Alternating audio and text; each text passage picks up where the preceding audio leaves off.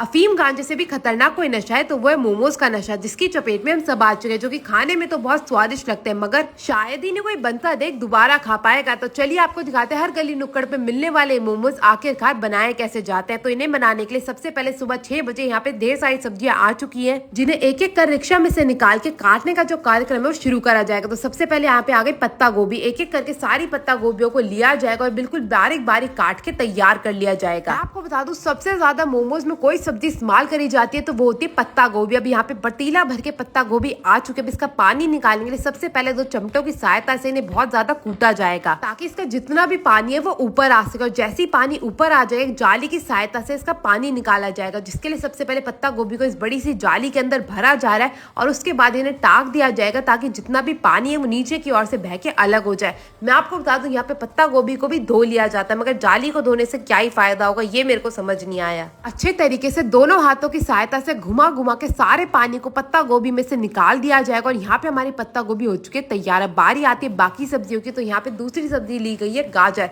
जिसको कद्दूकस की सहायता से बिल्कुल बारीक बारीक कस के तैयार कर लिया जाएगा। तो अब यहाँ पे हमारी दोनों सब्जियां बिल्कुल तैयार हो चुकी है। तो एक एक करके दोनों सब्जियों को इकट्ठा कर लिया जाएगा एक बड़े से बर्तन के अंदर और इसमें डाला जाएगा अदरक लहसुन का पेस्ट। उसके बाद बारी आ गई अजीनोमोटो की और साथ ही साथ इसमें जाएगा ढेर सारा गोले का बुरादा। और उसके बाद बारी आ चुकी है डालडा की, जिससे हमारे मोमोज की जान कहा जाता है। मैं आपको बता दूं यही डालडा डलता है चाहे आप किसी भी प्रकार के मोमोज खाओ, पनीर खाओ, चिकन खाओ या ये सब्जियों वाले खाओ, हर मोमोज में ढेर सारा डालडा मिलाया जाता है, तभी तो भाई वो इतने ज्यादा खाने में स्वादिष्ट लगते हैं। डालडा और अजीनोमोटो का सारा खेल होता है। अब सारी सब्जियों को मिला लिया। अब दूसरी तरफ बारी आती है यहाँ पे मैदा लेने की। तो यहाँ पे मैदा का कट्टा खुल चुका और मैदा में मिलाया जाएगा ढेर सारा नमक और नमक के साथ साथ इसमें डाला जाएगा पानी।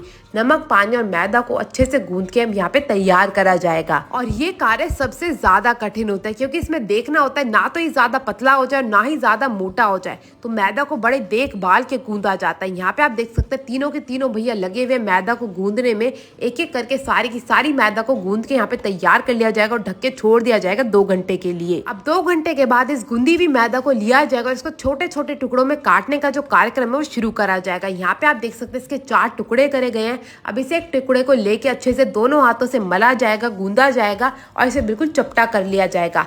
चपटा करने के बाद इसे दोबारा से और चपटा करा जाता है और उसके बाद इसके लंबे लंबे से टुकड़े काट के तैयार कर लिए जाते हैं। अब ढेर सारी सूखी मैदा इन पे छिड़क के इन टुकड़ों को इकट्ठा करके एक तरफ रख लिया जाएगा। अब एक एक करके इन टुकड़े को लिया जाएगा और इसे बेलने का जो कार्यक्रम है शुरू करा जाएगा। तो सबसे पहले से बिल्कुल सांप के आकार का बेल लिया जाता है और उसके बाद इसके छोटे छोटे टुकड़े करे जाते हैं, जिसके लिए यहाँ पे 3 टुकड़े मैदा के ले लिए गए हैं। अब इसे चक्कू की सहायता से बिल्कुल छोटा छोटा काट के तैयार कर लिया जाएगा। ये जो आप टुकड़े देख रहे हैं ना, यही बनते हैं हमारे मोमोज। तो यहाँ पे ढेर सारे टुकड़ों को दोबारा से सूखी मैदा में डाला गया है। अब एक एक टुकड़े को लिया जाएगा, बेला जाएगा और बेल के इकट्ठा कर लिया जाएगा।